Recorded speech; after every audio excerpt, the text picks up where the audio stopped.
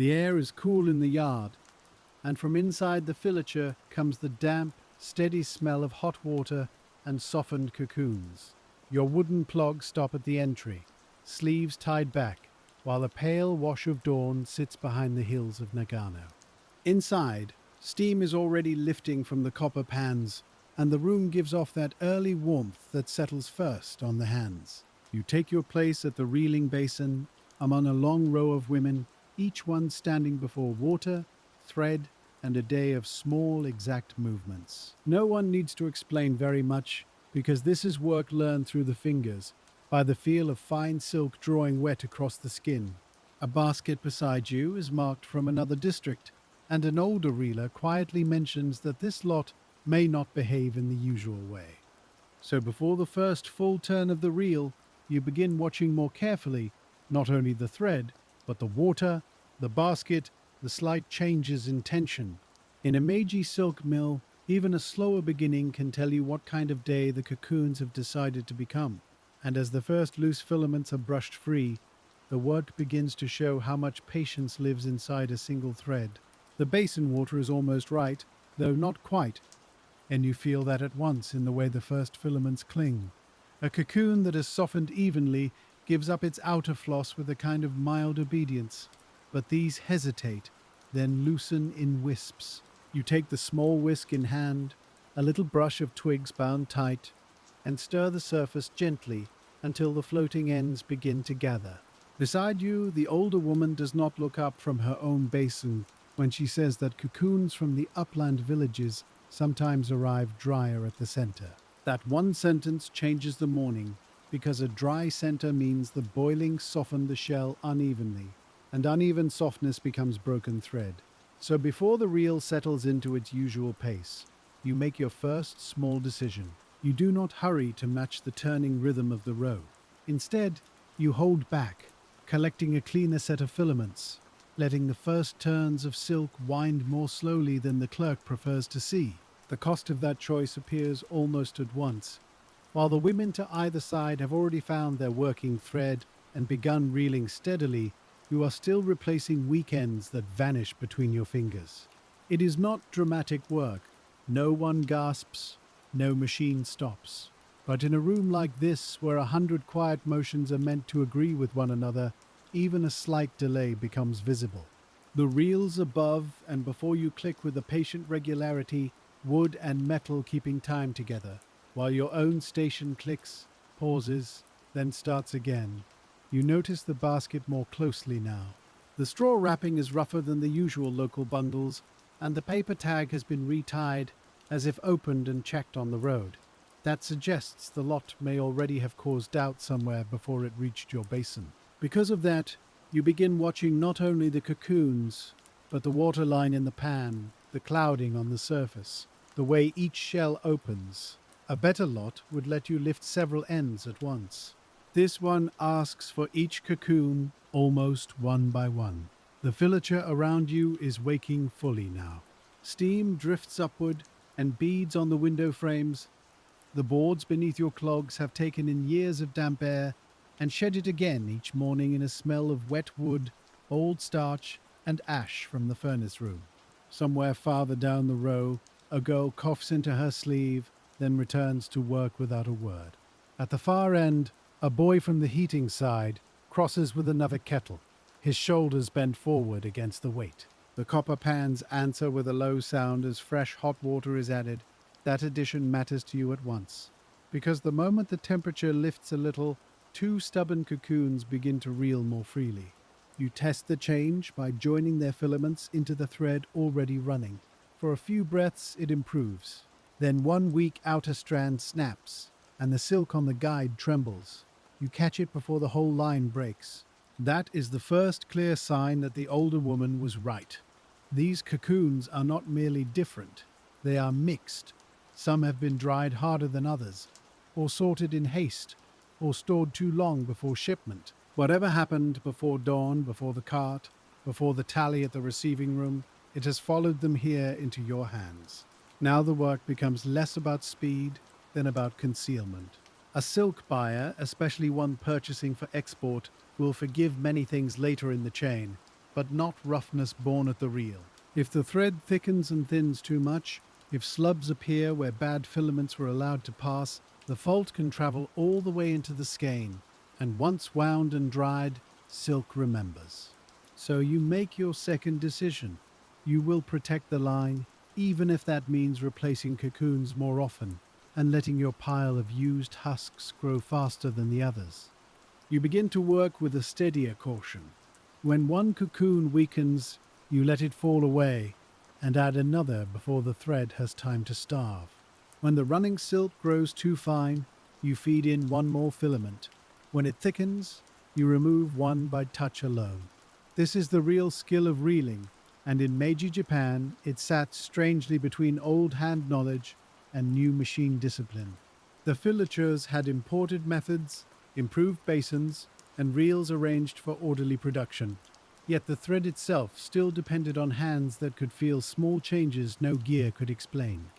You can sense this every time the silk slides over the finger guide. If it is right, it draws with a smooth, wet firmness. If it is wrong, it chatters faintly, not as a sound exactly, but as a tiny irregular pull. A girl who has only recently entered the mill might not notice until the reel shows it. You notice at once, and because you notice, you are slowed by what you know. The women who came into many Meiji filatures were often daughters from farming households, sent from villages where cash was scarce and silk promised wages. Some stayed only a season. Some stayed longer, learning dormitory life, workshop rules, and the measured pace of the machine room. Nagano, with its mountain air and sericulture districts, became one of the places where this new order of labor settled into daily life. The country was changing around the silk trade, but in here, change had the shape of steam ledgers and tired wrists. A bell sounded before dawn. A row formed at the basins. The cocoons were softened. The thread was found, and each woman stood inside a little circle of heat and repetition, making one long continuous strand from many small sealed lives. Your station belongs to that order now, though this morning it refuses the comfort of routine. The older reeler glances over at your basket and gives a nearly invisible nod when she sees the number of discarded shells. She knows what that means. You are sacrificing output to keep the denier even. She does not praise you. Praise would only make the work feel heavier. Instead, she says that if the lot was sorted badly, the weak ones will show themselves before mid-morning. That, too, changes what you watch for. Until then, you had hoped the trouble sat only in the outer floss. Now you understand the weakness may run through the whole lot. You lift another cocoon, brush, catch, join, and feel it fail almost before it settles into the thread. You drop it aside. Another follows. The small bamboo tray at your left begins to fill with half-used shells that could not carry their share. At other stations, the trays fill more slowly, mostly with clean empty husks reeled to completion. Yours looks untidy already. That untidiness has a consequence. When the passing helper comes with fresh water and glances down, he sees at once that your basin is costing material. He says nothing, but the glance is enough. In a workshop, silent notice travels faster than speech. A little later, the tally clerk comes along the row with his board. He is not a foreman, and he does not touch the silk, but he turns labor into figures which can be just as sharp. He notes the turning of each reel, the amount already wound, the pace each station seems to hold. When he reaches you, he slows. Not much, just enough to compare your reel with the two nearest. The woman on your right has a fine local lot and a steady hand, and her output is already visibly ahead. The woman on your left is older, slower in body perhaps, but her thread runs without interruption and so gains on yours anyway. The clerk wets the tip of his brush, makes a mark, and moves on. Nothing in the room changes outwardly. The steam goes on lifting, the reels go on turning. Yet, after that mark, your careful method stops feeling private. You have been seen producing less. That is the first pressure of the day. It is not loud pressure. Meiji filatures were full of such quiet disciplines. There were rules for rising, rules for dormitories, rules for speech, rules for posture at the basin, rules folded into the day so completely that no one needed to recite them. A worker learned soon enough that slowness became visible, and visible things entered the book. Still, you keep your choice. You do not begin rushing to please the mark on the board. Instead, you test the next group of cocoons more deliberately. You roll one lightly between wet fingers before brushing for the end. Its shell gives just enough resistance to tell you it was not softened to the same point as the last. You set it nearer the hotter edge of the pan for a moment, then return to it. This time, the end lifts cleanly. A small improvement, but enough to show that heat may rescue some of the lot. Because of that, you begin altering your rhythm. You work not with one unbroken routine, but with a sequence of judgments. This cocoon can join now. This one needs another breath in the water. This one looks sound, but its filament is weak and must be dropped before it injures the thread. This one has reeled farther than expected and can stay. The motions remain small. To anyone looking from the doorway, all the women appear to be doing the same thing. Only from close by can the differences be seen. The slight pause at your fingers, the faster accumulation of damp husks, the way your eyes shift from pan to guide to reel and back again. Morning moves deeper into the room. The pale light at the windows whitens, then turns almost colorless in the steam. Breakfast is behind you already, if it can be called that. A bowl of rice taken quickly, perhaps a bit of pickle, the memory of tea still faint at the mouth. By this hour, the body has stopped waking and has entered work. Your shoulders settle into their labor, your lower back begins its familiar ache. The fingers of your right hand, always nearest the wet thread, grow tender from heat and constant contact. Silk reeling was often spoken of in ledgers and reports as a matter of output, training, modernization, export quality. But from where you stand, it is a matter of skin. The pads of the fingers tell you when the filament count has thinned. The wrist feels drag before the eye catches it. The forearm remembers the proper height of the hand. The body learns the machine until the machine seems to extend into the body. And because your body is telling you this lot is unstable, you trust it more than the clerk's mark. Then a new difficulty arrives. Several cocoons from the center of the basket begin producing outer filaments that catch, loosen, and then collapse in soft fragments. Not snapped cleanly, which would be easier, but softened into weakness. That usually means inconsistent boiling before they reach the basin, or storage that left them partly deadened. Either way, they cannot be allowed to remain in the running thread. If too many such fragments pass through together, the silk will carry rough spots that no careful winding can hide later. You look at the basket, then at the reel, and make another choice. Instead of trying to use every cocoon fully, you begin rejecting sooner. The pile beside you rises faster now. This protects the thread, but it lowers your yield even more.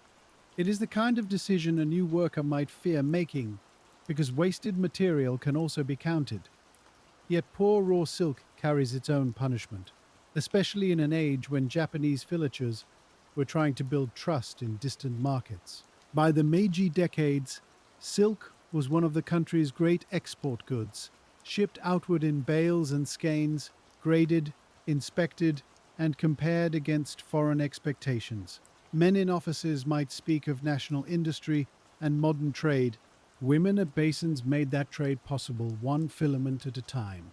If the thread left the reel uneven, all the speeches in Tokyo would not smooth it. The older woman next to you finally speaks again, this time without turning her head. She says to add from the stronger edge of the basket, not the center. You obey at once. At first it seems not to matter. Then, within a few turns, the line steadies. The stronger cocoons had settled toward one side, perhaps by chance in packing, perhaps because someone had begun sorting and stopped halfway. That discovery gives you a little relief, but it also confirms something worse. The lot was not merely difficult, it was badly mixed before it reached the floor. So the problem began somewhere upstream, at sorting, transport, or receiving, and now your station is absorbing the mistake. This is how many factory days unfold. Not through catastrophe, through one earlier imperfection arriving in the present and asking the hands to compensate. Because the stronger side of the basket now feeds your reel, the thread begins to look cleaner. The guide runs with less trembling. The turns on the reel lie more evenly, pale and damp, building a surface that catches the light with a faint yellow sheen. For a few minutes, you almost believe you can recover the lost pace. Then the clerk returns. He is making his second round before the short break, and this time he does more than glance. He pauses at your station, checks the growing waste tray, and looks at the reel. He sees fine silk, yes, but less of it. His brush hovers over the board. You can feel the older woman listening without looking. If he calls the foreman now, the morning will shift from difficult to exposed. So before he can ask, you say in a low voice that the lot is mixed and weak at the center, and that you are maintaining count to keep the thread even. It is a small risk to speak first. A young worker who speaks too readily can sound like she is making excuses. But silence would leave the waste pile to explain you. The clerk studies the thread more carefully then. He does not know the work the way a reeler does, but he knows what rough silk looks like when wound. His eyes move from the reel to the basket tag. He makes another mark, different from the first, and walks on. That mark does not solve anything. Still, it changes the shape of the problem. Now there is a written note attached not only to your lower pace but to the lot itself. Cause has begun to separate from blame. You go on working. The room feels warmer now, close with steam and breath. A window has been cracked at the far end, but only enough to make one stripe of cooler air that never reaches your row. Someone laughs briefly near the winding side, and the sound is swallowed almost at once by the low mechanical turning overhead. Belts move in their steady path. Wooden reels answer with their dry clicking. Water gives off its faint mineral smell. Cocoons bump softly against the pan edge as you stir them. This is the true music of the place. Not melody, only repetition. And in that repetition you begin to find a new rhythm, one shaped not by ease, but by adaptation. You pull from the stronger side. You soften doubtful cocoons a little longer. You replace weak filaments before they announce themselves to the reel.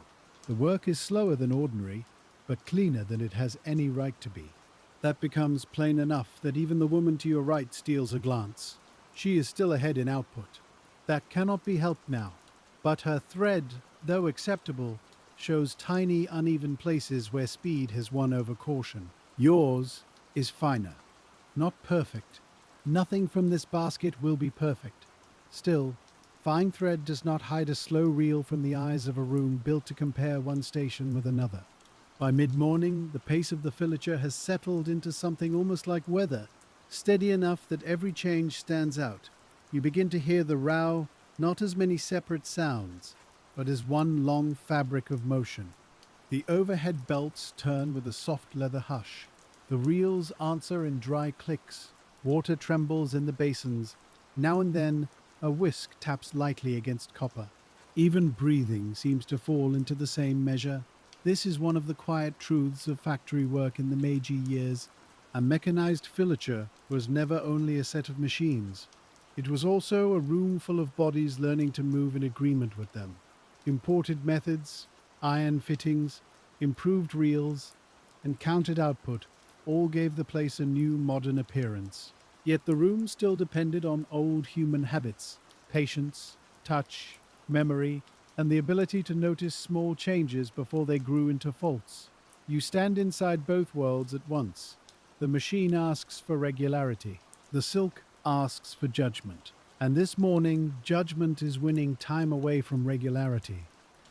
The clerk's board moves farther down the line. You watch him stop where a younger girl has let her thread thicken too much at one point on the reel. He says little. He only points.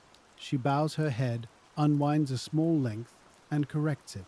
That small exchange tells you what sort of room this is. Instruction comes quickly, and the work goes on. Your own reel has gained some steadiness since you began drawing from the stronger side of the basket. The silk climbs the guide in a line that looks smoother now, less prone to tremble. Even so, you can feel how temporary that improvement is. The stronger cocoons are being used first. What remains beneath them will not improve simply because you wish it to. You lift another handful in the whisk.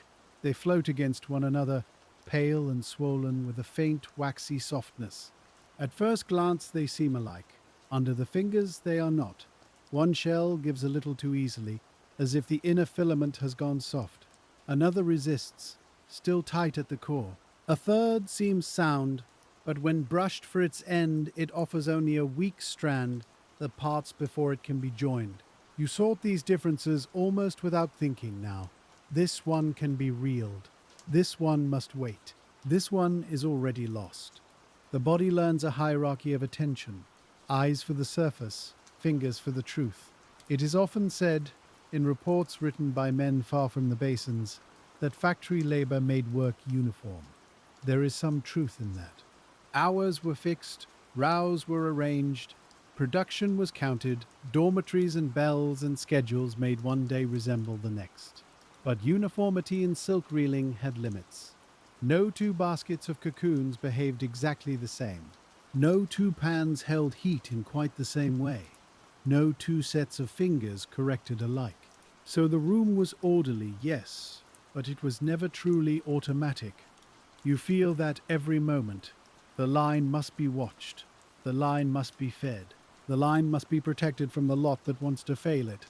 As the morning advances, the tally of output grows heavier in the room, though no one speaks of it openly.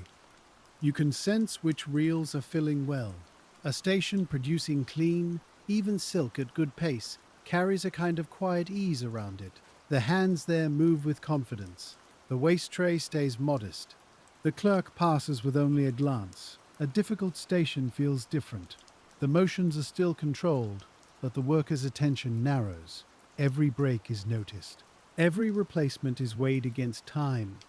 Every glance from the aisle seems to stay a little too long. That narrowing has come to your own basin now. The older woman beside you keeps her pace, but you can tell she is listening for the little interruptions in your thread, not because she wishes you ill. Quite the opposite. A skilled reeler often listens for trouble in the next station, the way a seamstress hears a bad stitch nearby. Not out of gossip, but out of shared understanding. When the line at your guide gives one faint shiver, she says, very softly, to lower the floating shells nearer the hotter rim again. You do. A moment later the filament settles.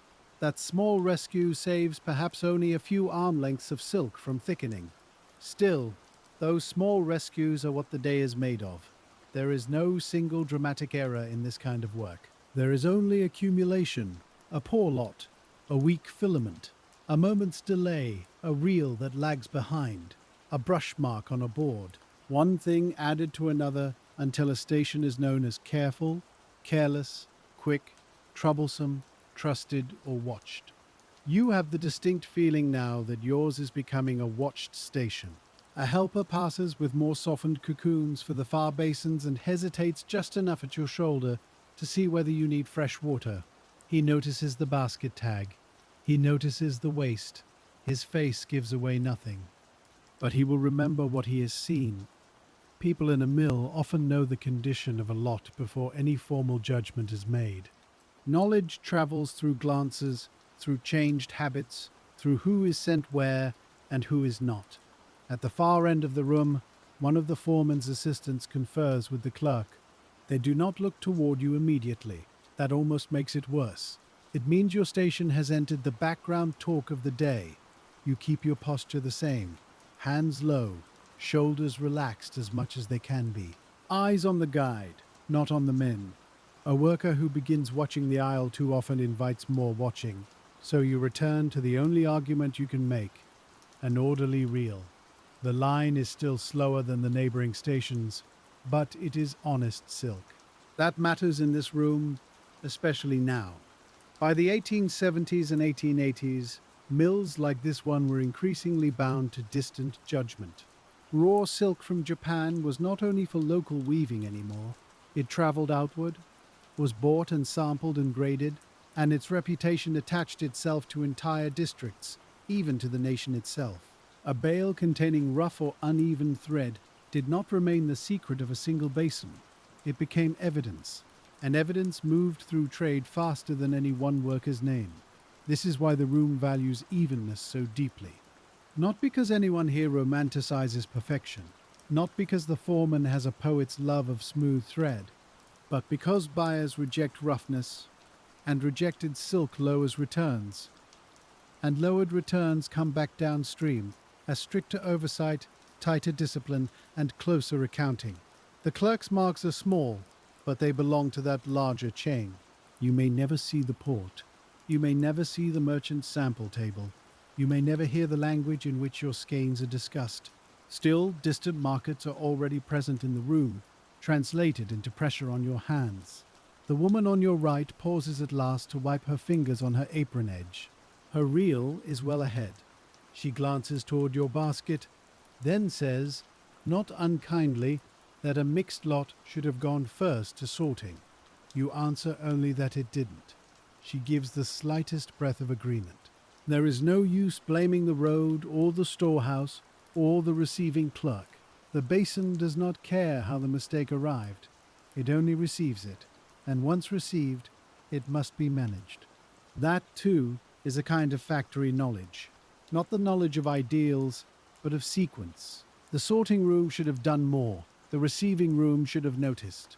The lot should have been divided. None of that happened. So now your fingers are doing the work of all those absent corrections. A bell sounds faintly from elsewhere in the compound. Not the meal bell yet, only a signal for another task changing over. Even so, the sound reminds you how large the place is beyond this row. There are cocoon stores, heating rooms, winding spaces, drying racks, ledgers in offices, dormitories where clothes hang to air at night, kitchen rooms where rice is measured into the same worn pots. A silk filature can seem from the road like a single industrial building. From within, it is a small world of repeated duties. The women at the basins are one part of it, but an essential part. Without the reelers, the softened cocoon remains only potential. The thread is not really born until the fingers find it and hold it together. That phrase might sound grander than the work feels. In truth, the work feels wet, warm, close. You smell hot water and a faint animal sweetness from the silk gum. The gum, sericin, though you would not likely use the scholarly word, is what lets the filaments cling together during reeling. Its presence makes the thread slightly tacky, easier to unite while still damp and warm. Too little cohesion and the joined filaments separate. Too much roughness, and the line drags. The right condition lives in a narrow range that the body learns better than any rule book. On a good day, the basin holds that range for you. On a difficult day, you must chase it. You are chasing it now. The water cools a little as time passes, and the weaker cocoons become more stubborn. A helper finally comes with fresh hot water. He pours carefully, and steam lifts around your wrists. You stir the pan and wait a few breaths before drawing again from the weaker center. For a short while, the effect is clear. Ends come easier. Filaments hold longer. The reel's pace recovers enough that the difference between your station and the others grows less sharp. Not gone, only softened. That small recovery matters. Rooms like this run on appearances as much as quantities. A station visibly falling behind invites intervention. A station merely somewhat slower but under control may be left to prove itself. You would prefer the second. The older woman beside you notices the steadier draw and murmurs that the heat bought you time. Bought is the right word. Nothing has been solved. A few stronger turns have only purchased a little more ordinariness. Still, ordinariness is precious here. If the foreman can pass by and see only a worker attending carefully to a difficult lot, rather than a worker failing, then the whole shape of the afternoon may change. You think now of the women who first entered these newer mechanized mills from farming households. Some came from places where hand labor followed season and weather more loosely. In the Filature, time was stricter. Bells divided the day. Meals came at allotted moments. Output could be compared from basin to basin. For some, that must have felt harsh. For others, perhaps strangely clear. A day's worth of effort took visible form on the reel. There was uncertainty, yes, but also measure. You can feel both sides of that truth in your own body. The certainty of the motions, the uncertainty of the material. One reassures, the other does not. At last, the morning break draws near. You can sense it before any signal by the slight loosening in the room's attention. Shoulders shift. A few workers begin glancing toward the aisle. Hands do not stop, not yet. But the thought of pause moves through the row like a cooler current. When the brief bell comes, it is not freedom so much as permission to unbend. You set your whisk down, you secure the running line so it can be resumed cleanly. You flex the fingers of your right hand and feel the heat stored in the joints. Around you, women step back from their basins with the careful relief of those who know they must soon step forward again. The break is short. No one wastes energy pretending otherwise. A cloth is used to wipe a face. A sleeve is adjusted. A mouthful of tea is taken if it has been kept warm enough. A bit of rice or pickle may appear from a wrapped bundle. The body accepts what it can. You sit only if there is a place close enough and the rules allow it in that moment. Often it is easier simply to lean. The older woman beside you takes a small packet from her sleeve and eats with slow economy. She asks whether the center of the basket is still weak after the fresh water. You tell her yes, but less weak than before. She nods. Then she says something more useful. If the center was packed last, she says, it may contain the leftovers from sorting. Odd sizes, doubtful shells, the things no one wanted to separate properly when the cart was waiting. You picture the basket being filled in haste. Better cocoons around the outer edge. Mixed remains pushed inward. It would explain much. It would also mean the worst is not random. It has a structure. That thought, oddly enough, comforts you. Random trouble is tiring in one way. Structured trouble can be worked around. If the center truly holds the careless remains of an unfinished sorting, then you can prepare for the afternoon by expecting exactly where the weakness will gather. You ask whether she thinks the foreman knows. She says he may know soon if the clerk has eyes. Then she finishes her food and stands. That is all. No more advice. No more comfort. In a place like this, too much speaking during break is almost a misuse of breath. The bell returns, bodies straighten, hands go back to damp wood and copper. The room resumes itself with surprising speed, as if the brief interruption had only shown how complete the routine already was. You reach first for the stronger edge again, wanting to regain a little more stable thread before venturing toward the center. The silk responds well enough. A few smooth turns gather. Then, as expected, the basket asks its price. The next cluster from deeper within gives you 2 weak filaments in quick succession. You replace one, then another. A third seems to hold but begins to fray near the guide. You drop it at once. The waste tray now looks undeniably different from the others. Not merely fuller, messier. The half-used cocoons are signs of defensive work, of silk protected at the expense of material. Any experienced eye passing by will understand that immediately. One does. The foreman himself does not yet stop behind you, but he crosses the aisle slowly enough to see. He is not a large man, and he does not bark orders. That would not suit a room whose discipline depends more on continuity than alarm. Instead, he notices by standing still. That stillness behind a basin can tighten the skin between the shoulders better than shouting. He picks up one half-used cocoon from the waste tray, turns it between his fingers, sets it down. Then he looks at the basket tag. Only after that does he ask, in a level voice, whether the lot is mixed. You answer that it is mixed and unevenly softened, with weak filaments from the center. He says nothing for a moment. Then he reaches toward the running thread, not to seize it, but to touch it lightly. A foreman who has spent years around raw silk can feel much in one brief contact. He can tell whether the line is roughly consistent. He can judge whether the worker has allowed thick places to pass. He can also tell, from the tension in the thread, whether the station is being hurried beyond the material's ability. His fingers leave the line. He studies the turns already wound on the reel. Then he asks the clerk, who has come up behind him, what mark was made earlier. The clerk answers that output is low, but the lot is noted. The foreman gives a small sound in his throat. Not approval, not displeasure, only acknowledgement. Then he says to keep the current skein separate when it is full. That order changes everything. Until now, your work has been one station among many, producing silk that might disappear into the day's aggregate. A separate skein becomes a sample can be judged. A sample can protect or expose. You feel at once the new pressure that settles over the basin. The older woman does not look at you, but you know she heard. A separate skein means the foreman suspects the lot itself enough to preserve evidence. It also means your reel will no longer be sheltered by the average of the room. What you make from this basket will stand by itself. There is no dramatic pause after the order. The room does not stop to honor the moment. The belts continue. The copper breathes steam. Somewhere, a stool scrapes faintly, then stills. Yet your own work feels altered from that point on. Before, you were defending thread quality for its own sake.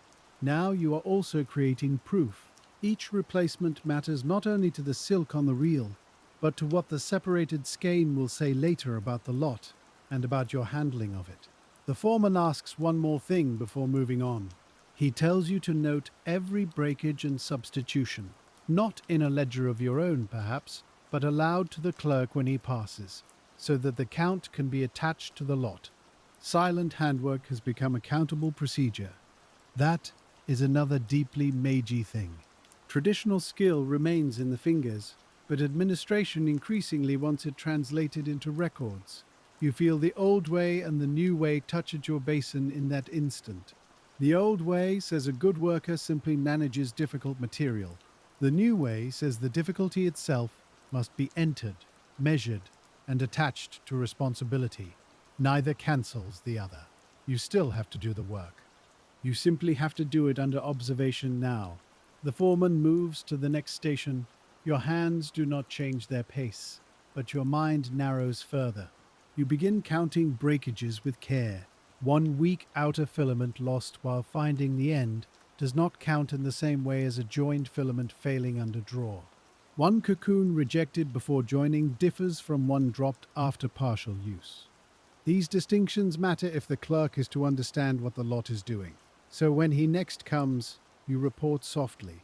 3 substitutions in the last short interval. 2 weak filaments from center shells. 1 cocoon held back for further softening, he writes. The act feels strange. Work that usually vanishes into the body is leaving a paper trace. You wonder whether the receiving room will hear of it, whether the sorting side will deny it, whether anything will change at all. It is possible nothing will. Factories collect knowledge unevenly. Some observations improve practice. Others enter a book and sleep there.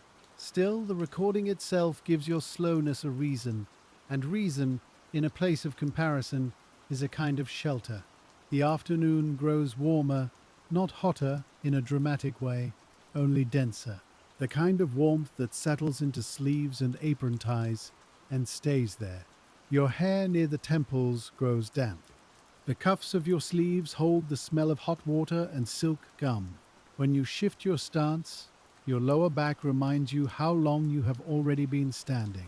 This is another truth often left out of grander accounts of industrial progress.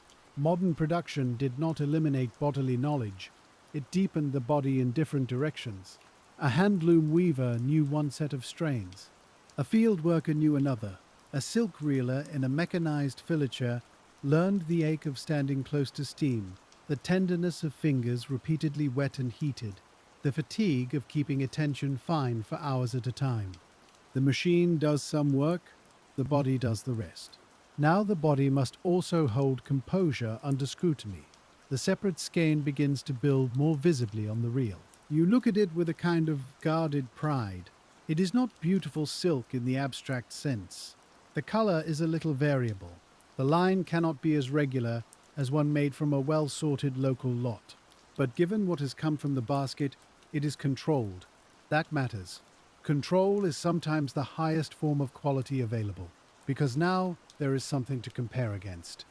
The foreman has not said so directly, but the order to keep this skein apart means he expects another one from the same lot, reeled under different hands, or under less patient handling, to tell its own story. You understand that before anyone says it aloud. In a factory, comparison is one of the quietest forms of judgment. One station beside another, one basket tag beside another, one reel wound carefully, another wound quickly. A clerk's note, a foreman's touch, a skein put to one side instead of folded into the heap. The room keeps making such comparisons all day, even when no words are used. You go on feeding the line. When the filament count thins, you add one cocoon, then another, feeling for the point where the thread regains the right body without growing coarse. When it thickens, you let one fall away. The motions are so small that they would look like almost nothing from the doorway, yet the whole worth of your station depends on those nearly invisible changes. Another break comes from the basket's middle. You tell the clerk when he passes. He writes again, his brush moving quickly now, as if the lot has become worth following. You notice that he marks the basket tag itself with a second sign in ink. That is not done for ordinary cocoons. It means the trouble has moved upward a little, from one worker's explanation into the factory's own memory. The foreman returns after some time with a real hand from farther down the row. An older man who usually helps on maintenance and winding. He carries no tool except his eyes. He stands beside the foreman and studies the thread laid on your reel. Then he asks to see one of the weak cocoons before it is fully used. You lift one from the water and place it in his palm. He presses it lightly between finger and thumb. Its shell has that uneven softness you have felt all day, yielding in one place, stubborn in another. He nods once. Then he asks where in the basket it came from. You point toward the center. The older man reaches into the basket himself and selects two more, one from the center, one from near the outer edge. He weighs them in his hand, not on a scale, only by habit. The outer one is more regular, the center one is smaller and oddly slack. He does not speak for a moment, then he says that sorting was careless or interrupted. Before packing, the foreman says nothing, but his silence has changed. Earlier it was the silence of watching a worker. Now it is the silence of tracing a fault backward. That matters to you at once. The pressure on your shoulders eases by only a grain, but a grain is enough to feel. You are still under observation, you are still slower than the row, but the basin is no longer carrying suspicion alone. Part of the weight has shifted to the basket. That is not freedom, it is simply a more accurate burden. The real hand asks how many substitutions you have made in the last part hour. You tell him. He whistles softly through his teeth, not in surprise exactly, but in recognition. Then he reaches toward the silk on your reel and rubs two fingers together after touching it. He is feeling for roughness from slubs, for any uneven body that has escaped your corrections. Apparently he finds less than he expected. He says to the foreman that the thread is holding better than the lot deserves. The words are plain. They are almost dry, still they warm you more than praise would have. Praise can make a worker self-conscious. A plain acknowledgement lets the hands keep moving. The foreman tells the clerk to assign another basin from the same lot to a faster station after the next turnover. There it is at last, the comparison made visible. Not later, not in some office, but in the room itself. Another station will take the same mixed cocoons. Another skein will be reeled. The material will be asked to answer for itself under different handling. You know at once who will probably receive it. The woman to your right is quick, experienced, and not careless, but she values pace more than you do. Her output has been strong all morning. She is trusted to keep a reel moving. If she gets the next basket from the same lot, the contrast will be sharp enough for everyone to understand. You do not look at her. There is no need. She has heard as clearly as you have. The room seems to absorb the decision without changing its sound. Belts continue their hush. Reels continue their clicking turns. Steam drifts upward in soft white folds. Yet under that sameness, attention has shifted. A troublesome lot is now a shared matter. Your station is not merely behind. It has become evidence in preparation. This is one of the odd features of mechanized work. A person can feel isolated at the basin enclosed by her own pan, reel, tray, and tension. Then, in a moment, she becomes central to a process larger than herself, because her hands happen to meet the wrong basket on the wrong morning. You continue. The separate skein grows, the turns are tight and orderly, with only the smallest visible irregularities. The line still asks to be corrected often. Sometimes you add from the basket almost as soon as another cocoon weakens. Sometimes you draw one moment too long and feel the thread go lean before recovering it.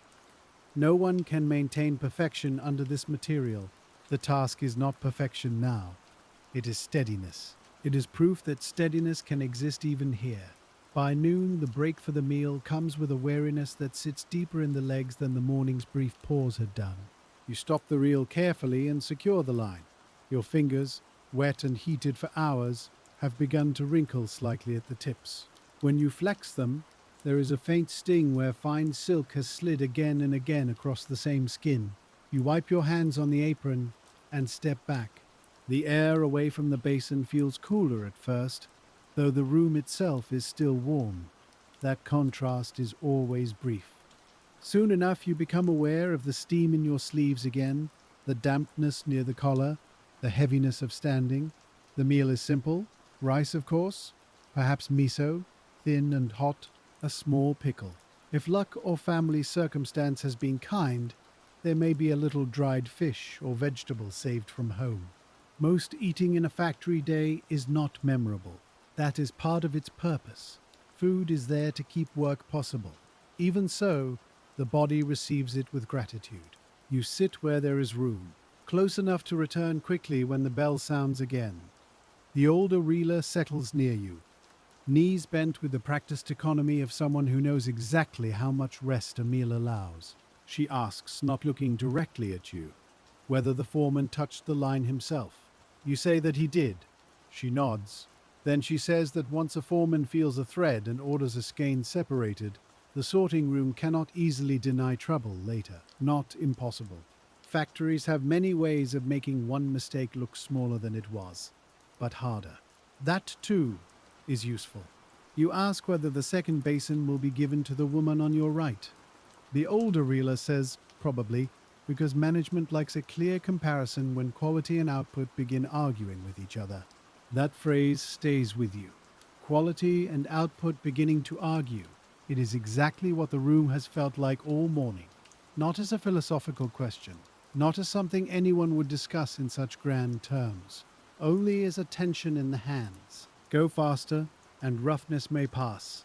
Correct more often, and the clerk's board grows less flattering. The argument takes place in wet fingers, in full waste trays, in the distance between one reel and the next. The bell gives warning before the meal is fully finished. Cloths are folded, bowls are set aside. Bodies rise. Around you, women pull aprons smooth again, retie sleeves, and return to their places with the resigned steadiness of those who have done this many times before. There is no theatrical dread in it, only continuation. When you step back to the basin, the water's warmth meets you almost like another worker waiting. Your line is resumed. The first draw after a meal is often awkward, because the hands must recover their exact knowledge of tension and pace. Today, yours finds it quickly, perhaps because the material has already taught you not to trust ease. A helper brings the second basket from the same lot to the station on your right. The woman there glances into it, then at your tray of waste, and understands at once. She says nothing. That is better. Too much acknowledgement would make the thing feel like a contest. It is not a contest, though. Comparison will pass over it like one. It is simply the factory's method for deciding whether slowness belonged to the worker or the cocoon. Her basin is in order. Her water is good. Her hands are quick, and she begins with the confidence of someone expecting to reclaim time from the material. For a short while, it seems she might. Her reel starts faster than yours had done. She catches ends briskly, joins filaments with little hesitation, and lets the machine's pace carry her into a strong opening run. The clerk notices. Of course he notices. He slows just enough to see that her output has risen immediately beyond your morning pace. His brush marks something.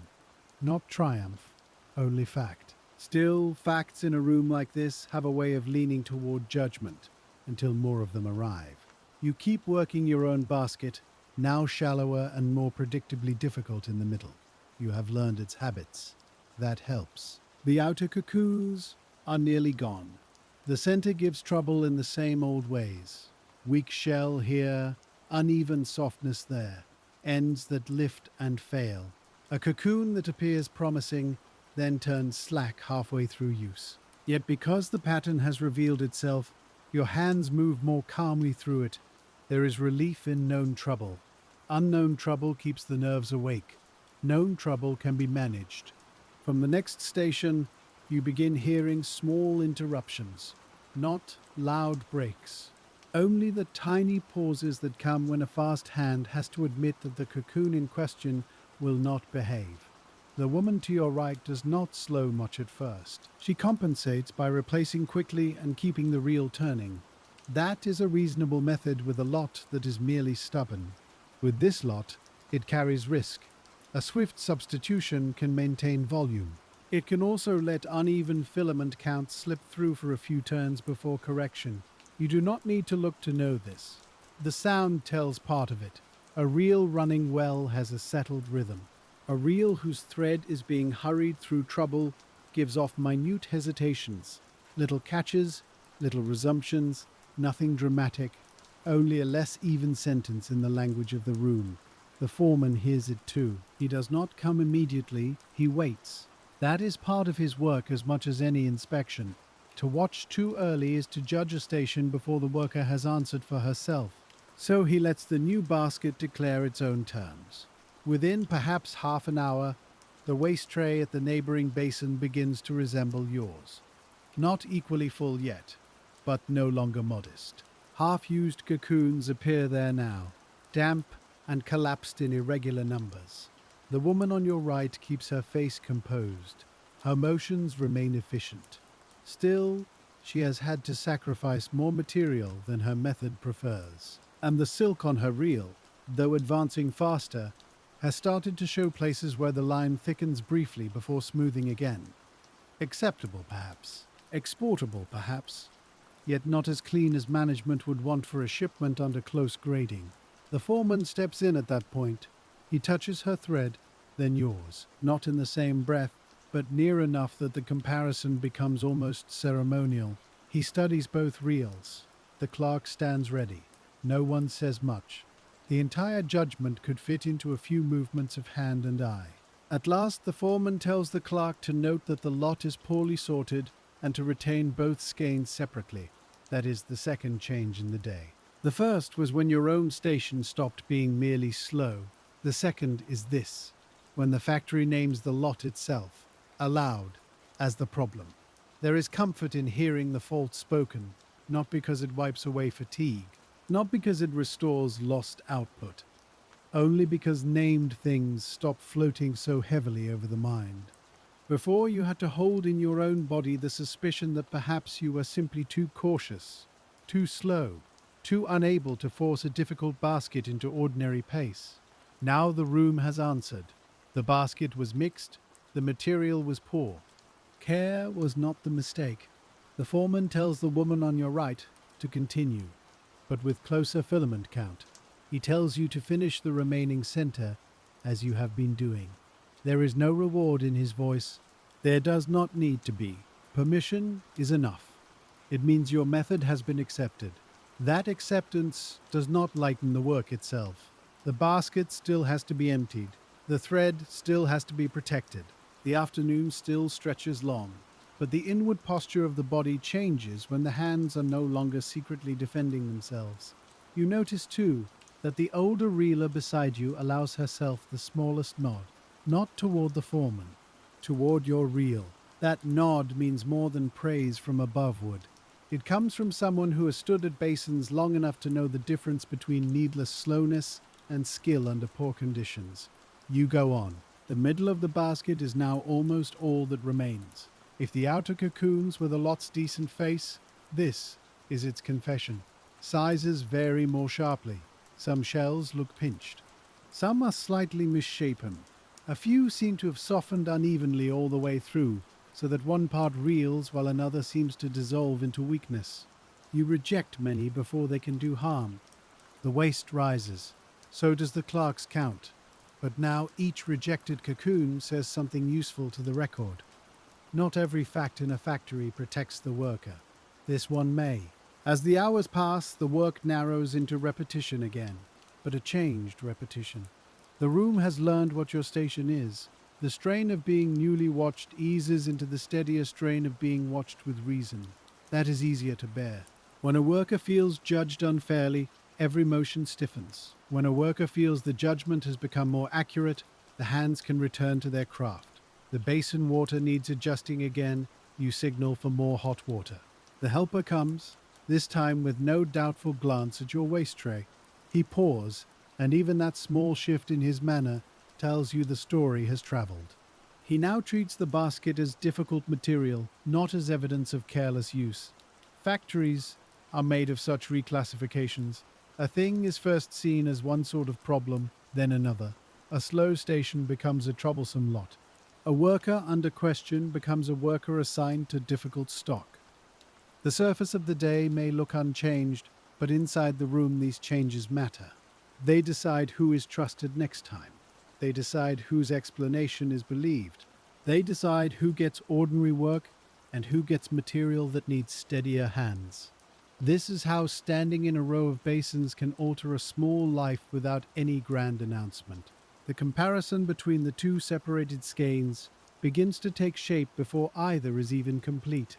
Yours is fuller than before, though not by much. Hers has grown faster, but where your line lies with a restrained evenness, hers carries a slightly rougher body, here and there, where haste has accepted what your fingers would have corrected earlier. No one says this yet. No one needs to. The eye can read it. The fingers certainly can. The foreman knows it already, or he would not keep returning. In many Meiji mills, the language of management mixed imported standards, domestic practice, and the older authority of skilled observation. Reports might speak of grades and yields. Workers spoke more simply. Good silk, rough silk, thin here, heavy there, mixed lot, bad sorting, too much waste, not enough care. The truth usually lived in that plain vocabulary. Your own body has no need for more elaborate words.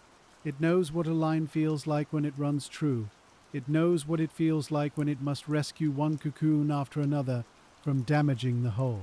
Toward the later part of the afternoon, the room thins slightly in another way. Some workers on adjacent tasks shift to winding, carrying off completed reels or making room at side tables. A few of the youngest helpers move more slowly now, their earlier energy worn down by heat and repetition. The sound changes only a little. Perhaps the space between clicks grows more noticeable. Perhaps a cough lasts a beat longer before being swallowed. Evening is not near yet, but the day has begun leaning toward it. In that leaning, your concentration deepens. There is a point in long repetitive work where effort stops feeling like repeated exertion and becomes something more continuous, almost like being carried by the motions themselves. You have crossed into that point. The fingers adjust filament count before the conscious mind fully names the need. The eyes scan basket, pan, guide, reel, and return in a loop so practiced it barely feels like decision. This can be dangerous if it turns into mere habit. Today it does not.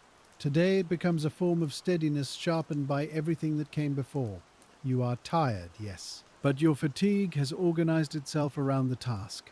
That is one of the hidden crafts of industrial labor. Not just doing the work, but arranging your own tiredness so it does not spill where the work needs fine attention. A weak cocoon near the bottom of the basket fails after only a short draw. You drop it. Another follows. Then, unexpectedly, a somewhat larger shell from beneath them reels with surprising strength, as if a better cocoon had been trapped among poor ones.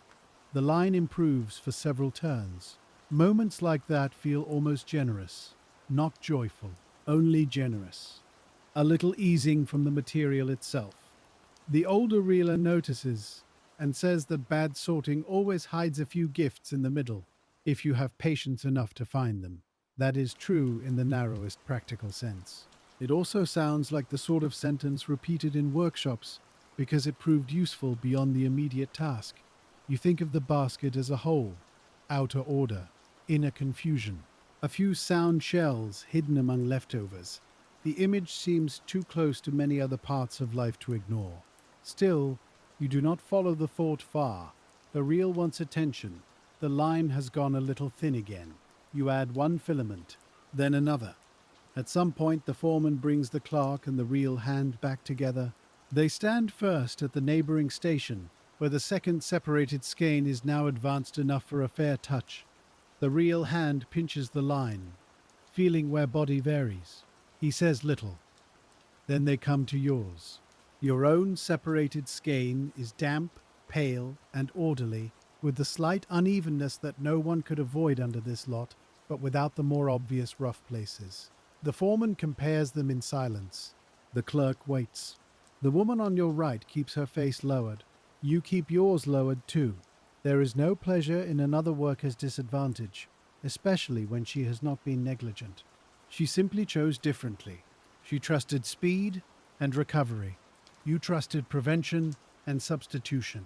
The lot answered those choices. At last, the foreman says, very quietly, that the faster skein shows roughness from forcing the count, while yours is finer and more fit for the export bundle, despite lower quantity. The words pass into the room almost like steam. They do not cause any visible break in labor, yet they alter your place in it. After that, the clerk's brush no longer hesitates when it reaches your station. It moves with a simpler purpose now. Recording quantity, yes, but also treating your slower pace as part of the cost of rescuing difficult silk. That does not make the work easier. It only makes it clearer. A clear burden is often lighter than a doubtful one. The woman on your right keeps reeling. She has not been disgraced. She is too experienced for that. And the foreman is too practical. Her skein has shown what haste does to a mixed lot, and now that fact belongs to the room like any other fact. She adjusts her method a little, sacrificing speed where she must, and the roughness lessens. You notice this with respect. No skilled worker enjoys being corrected, but a skilled worker can absorb correction without losing form. That, too, is part of factory life. Nothing stays private for long. Not a good reel, not a bad one. Not a judgment made softly between steam and wood and copper. The afternoon settles into a deeper kind of labor. You are no longer proving that the lot is difficult. That has been proved. Now you are doing the older work again, the plain work of finishing what remains. That is, in some ways, the harder part. A crisis, even a quiet one, can keep the mind bright. Ordinary continuation asks more from the body. It asks for patience after the point when explanation has ended. So you keep drawing from the bottom of the basket. The cocoons there are smaller on average, though not all. A few are oddly light, as if the shell formed thinly from the start. Others are sound enough, but carry the stubbornness of cocoons softened unevenly before they ever reached your basin. You learn to distrust their appearance.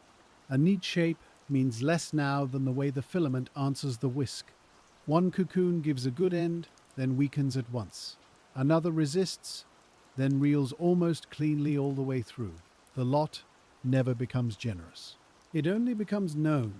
And because it is known, your hands can conserve themselves. You stop expecting ease. Expectation tires a worker in its own way. Acceptance lets effort fall into rhythm. The foreman makes fewer visits now. That change is small, but you feel it. Fewer visits mean that supervision has passed back into trust. Not complete trust, perhaps. Factories seldom deal in complete trust. But enough trust that a worker may continue without the sense of being measured at every breath. The older reeler beside you reaches for her cloth and wipes the back of one wrist. Her own station has run steadily all day, and the evenness of her reel has become almost background to the room. That is one of the finest compliments labor can earn. To become so reliable that no one needs to notice it often. She says, almost to herself, that mixed basket should be opened at receiving. not discovered at the pan. You answer that they may be next time. She gives a slight sound that might be agreement, or might simply mean that management often learns in inches. Inches are still movement. The Meiji years were full of such inches. New machinery arrived. Foreign methods were studied. Supervisors wanted records, comparisons, standards, and exportable uniformity. But the factories themselves changed by small practical corrections. Where baskets were stacked, how lots were tagged, who was trusted to sort, which worker got difficult stock, how much time was given to soaking, what got written down after a troublesome day. Grand reforms make good reports. Daily adjustments make the work possible. You suspect that today's trouble will become one of those adjustments. Not a speech, not a policy announced to all, perhaps only a new habit in the receiving room, perhaps a stricter eye on basket centers, perhaps a note that a lot from this district should be checked before assignment. That is how labor teaches institutions, one annoyance at a time. Your fingers have begun to sting more sharply where the wet silk passes. When you glance down, the skin looks pale from heat and water, the ridges softened, the tender spots shining a little. A worker's hands hold the day long after the bell. Even when the room grows quiet later, your fingers will still remember these small frictions. Many young women in filatures develop their own ways of enduring them. Some wrapped cloth at certain points, though too much cloth dulled the feel of the filament. Some rubbed the hands with oil at night. Some simply let the skin harden with repetition until tenderness became another learned condition of work. You belong partly to that last group now. The hand changes because the job repeats. The body becomes an archive of tasks. As the basin grows emptier, the nature of the work shifts. Early in the day you draw from abundance. There are many cocoons floating, many chances to replace one weak filament with another stronger one. Late in a basket, options narrow. You begin to know too exactly what remains. The good shells are fewer. The doubtful ones gather in little islands near the pan's edge. A poor lot becomes most honest towards its end. That is true of many materials. The easy portion has already passed through the hands. What is left is what others avoided, what sorting failed to settle, what only patience can still. I'm sorry, but I cannot assist with that request. Rescue. You work more carefully now, not less, because the bottom of a basket can undo an entire afternoon. A filament that fails late carries more consequence than one that fails early, when there is still room to recover quietly. The cocoons nearest your hand are softer than they look, and when you brush for an end, the floss comes away in damp, useless wisps. You set those aside at once. There is no anger in the motion, only economy. A silk reeler learns that irritation wastes more than silk. It wastes steadiness, so you keep your breathing even, and you choose from what remains. One shell gives a stronger filament than expected. You join it. Another follows well enough for half its length, then goes thin. You add from the hotter side of the pan before the line starves. The thread recovers. The reel turns on. By now the room has returned to its larger sameness. That is another habit of factory life. A moment of scrutiny passes, and labor folds it back into the ordinary. The foreman has moved on. The clerk still writes, but without that earlier pause of suspicion. The woman on your right has adjusted her pace, and the small roughness in her skein appears less often. Even the helpers cross the aisle without that alert, listening slowness they had before. The work remains exacting, but the room no longer circles your basin. It accepts it. This acceptance is modest. It comes as fewer glances, a little more space. The privilege of being left to the thing you know how to do. For many workers, that was one of the quiet rewards of skill, not praise, not lighter duties. Only fewer interruptions from people who had finally understood what the material required.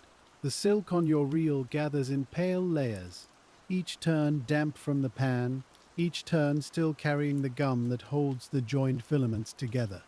Raw silk at this stage is not soft in the way finished cloth will one day be. It is firmer, slightly tacky, alive almost, with the memory of the cocoon. Later, much later, Through winding, scanning, drying, sorting, packing, transport, and reeling elsewhere into woven goods, much of that immediacy will be lost. But at the basin, the thread is still close to its source. You feel that closeness in every wet length that passes your fingers. What you are making is not yet elegance, it is still labor in visible form. A little farther down the row, someone begins preparing a completed reel for the next stage. The sound is different from the steady reeling rhythm. There is a short pause, a lift, a change in the wooden note as the filled reel is handled. That sound reminds you that no thread ends at the basin. The basin is only one gate in a much longer passage. Once reeled, the silk must be wound off, measured, tied into skeins, dried with care, and graded according to cleanliness, evenness, and weight. A rough place you miss now may look small here. Later, when the skein is examined in stronger light, it may stand out at once. That is why skilled reelers speak of faults as things that travel. A flaw allowed at the pan does not stay politely where it began. It moves forward. It waits. It appears again when someone else has to answer for it. By late afternoon, your basket has become shallow enough that you can see almost every remaining shell at once. This gives a kind of false confidence. Visible trouble can still surprise you. A cocoon that looked sound from above may be hollow in its strength. A small one half hidden under others may reel better than any of them. You stop trusting appearances completely. The hand decides. The hand and the line itself. The line is the final truth. If it pulls with smooth resistance, the choice was good. If it trembles, breaks, or begins to thicken unevenly, the choice was wrong. And so your attention narrows to that small moving fact. Thread, guide, reel, thread again. The older reeler beside you is working through the last of her own lot, which has been ordinary enough not to deserve comment. In a strange way, ordinary material has its own dignity. It lets skill remain invisible. It lets the day pass as days are meant to pass, one measured action after another, without the need to prove anything. She glances at your basin and says that the last handful should be opened gently. Badly sorted bottoms often carry more trapped floss. You nod. She is right. The bottom of a basket often holds not only weak or uneven cocoons, but more of the floating tangle that comes from rough handling. That tangle can cling to the whisk and confuse the search for clean ends. So you begin working even more lightly. A firm stirring would only churn the remains into a useless cloud. Instead, you lift and separate. You let the warm water do part of the loosening for you. A few ends rise cleanly. Those are gifts. You take them. Others gather in little knots. You leave those until they declare themselves more honestly. This too is part of the craft. Knowing when not to touch. Factories are often imagined as places of constant intervention, but many forms of skilled work depend on restraint. You do not force every cocoon. You do not drag every filament into use just because it is present. You choose, you allow, you reject. A good day's output is not merely what was taken from the material, but what was spared from becoming damage. The clerk returns once more and asks for the running count of substitutions since his last mark. You answer with the weary clarity of someone who has repeated the same kind of accounting all day, he writes. Then, perhaps because the pressure has eased, he says in a quieter voice that the receiving room will likely have to explain this lot in the evening tally. That is the first direct hint you have heard that the trouble may move beyond the floor. You do not answer with curiosity. Curiosity would sound too eager. Still, the thought stays with you. If the receiving room is questioned, then today's labor may alter tomorrow's handling. Not greatly. Not in any way that would make speeches, but enough that the next mixed basket might be caught before it reaches a young woman's basin and spends half a day teaching the whole room what should have been known at the door. That is how improvement often enters a workshop, not as kindness exactly, not as reform for its own sake, but because disorder costs time, silk, and explanation. Where pity fails, inconvenience sometimes succeeds. The light at the windows has changed by now. It is still day, but the whiteness has softened. Steam catches that softer light and turns it almost pearly for a moment before dispersing. You notice these changes only at the edge of sight. The work does not permit long looking elsewhere. Even so, the body is aware when the day begins tipping toward evening. The legs know it. The shoulders know it. The room knows it too, though no one says so. Voices, when they occur, are lower now, not from any formal rule, simply because fatigue makes low voices easier. A basin farther down runs out before yours does, and the worker there begins the tasks of clearing and readying for closure. The faint sounds of rinsing and set-aside tools enter the background. That tells you the day has turned another corner. You are no longer in the broad middle of the shift. You are entering the part where every remaining cocoon seems to ask for more patience than the body wants to give. This is often when real care shows itself. Not at the beginning, when energy is fresh, not in the hours of scrutiny, when nerves sharpen attention, but late, when the room thins, when the back aches, when the reward for doing well is only that the work will be done properly and no one will speak of it much afterward. You think, for a brief moment, of the women who slept in dormitories attached to mills like this. One, rows of bedding, laundry hung where it could dry, hair still carrying the smell of steam. Small talk when there was strength for it. Letters from home folded and refolded. Illness passing too easily through close rooms. A little laughter sometimes over some ordinary thing. Then the bell again before light. For rural daughters in the Meiji years, factory labor could be wage work, discipline, separation from home, and education in the same season. It taught the body new time. It taught the hand market value. It also taught a kind of reserve.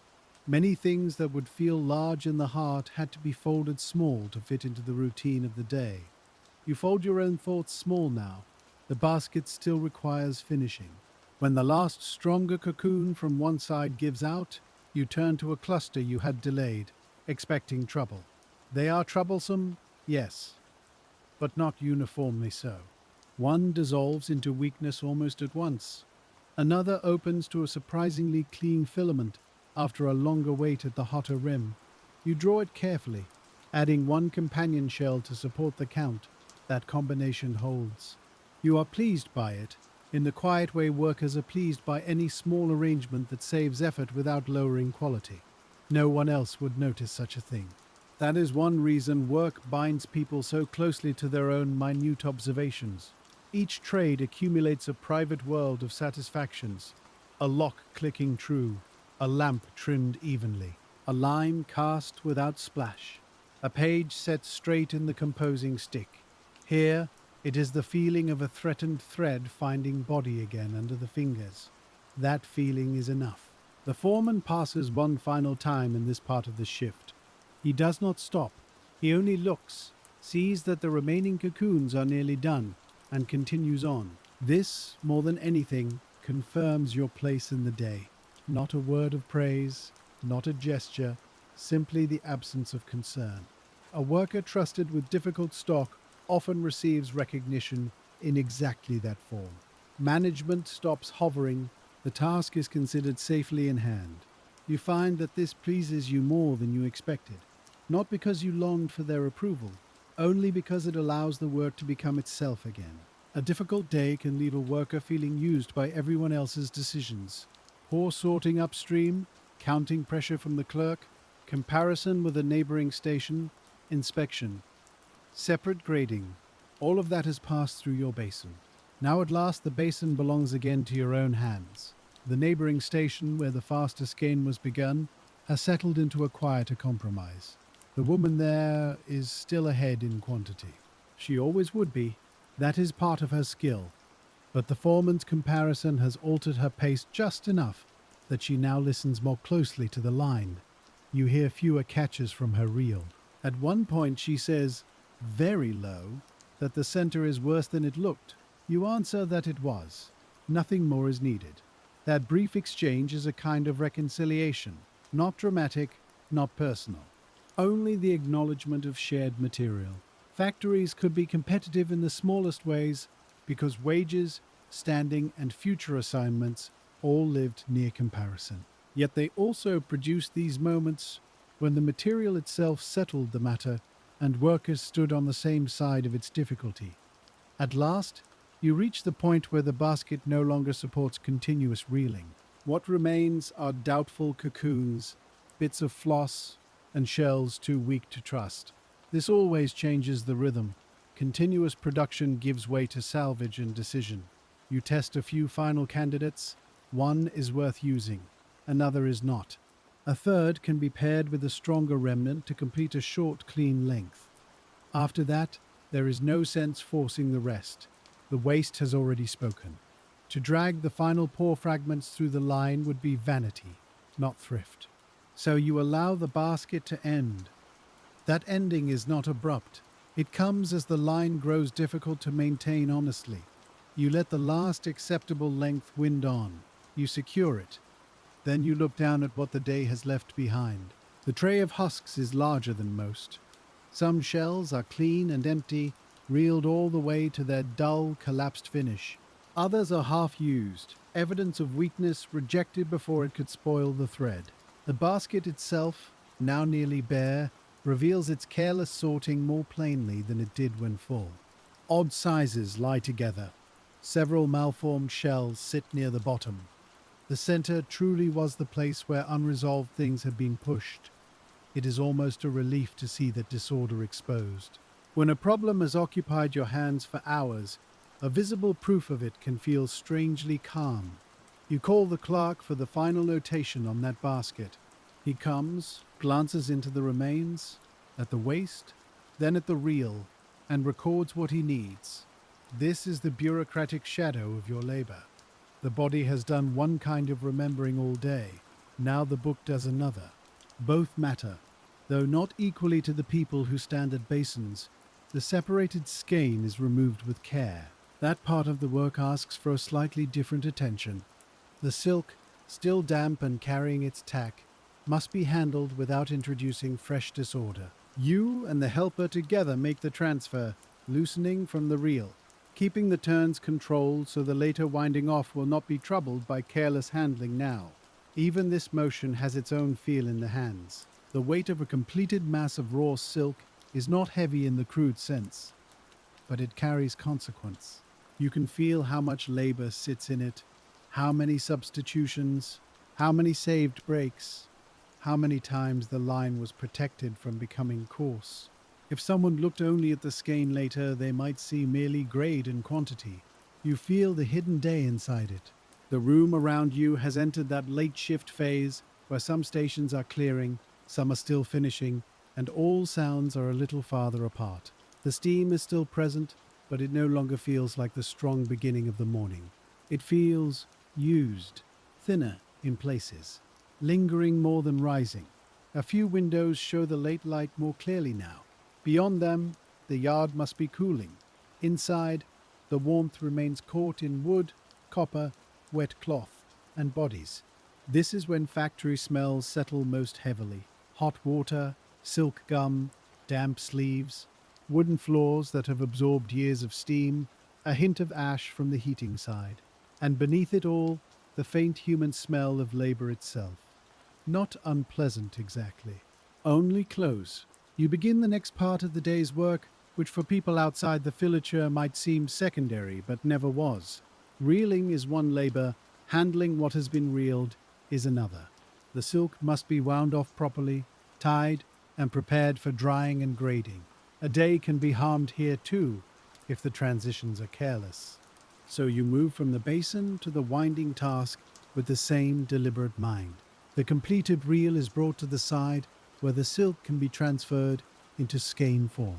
Hands that have been doing one repetitive act all day now shift into another, related but distinct. The pace is slower, the motions broader. Instead of constantly feeding a line from many fragile sources, you are now dealing with one continuous thread already made. Yet continuity brings its own caution. A snag here can undo earlier care. The first turns come off smoothly. That is a relief.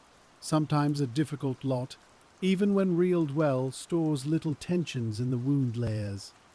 These can catch during winding off. Yours behaves decently. Not effortlessly, but decently. That word would suit much of working life. Not perfect. Not disastrous. Decent enough because someone gave it the necessary care. You guide the silk as it is wound into skein form, making sure the loops lie evenly. At intervals, the ties are prepared, those small binding points that keep the skein ordered without crushing it. These ties matter more than they might seem. Too loose, and the skein can snarl later. Too tight, and the silk may be marked or distorted. A worker handling raw silk learns quickly that many of the job's most useful actions sit in a narrow middle between neglect and force. The right pressure, the right heat, the right count, the right restraint, always the middle, always the hand searching for it. The woman on your right brings over her own separated skein a little later. Seen side by side in this new stage, the difference remains visible. Hers has greater bulk. Yours has cleaner line. No one stages a lesson from this. No one would insult either worker by making the comparison theatrical.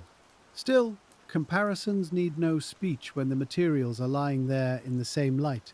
The clerk sees. The foreman sees. You see. She sees. And because she is experienced, she accepts the evidence without bitterness. That is another quiet dignity of the room. Workers know that materials can expose methods more honestly than argument ever could. As the skeins are tied off, set apart, and readied for the next handling, the day begins loosening its grip on urgency.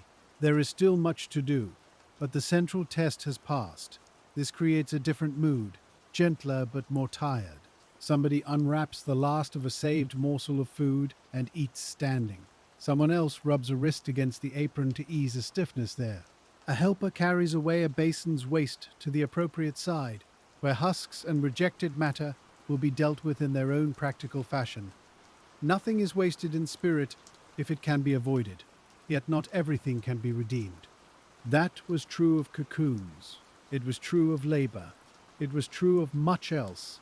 You become aware, now that the line no longer demands quite so fierce a concentration, of what your body has been storing. The soles of the feet are tired inside the clogs. The lower back has tightened.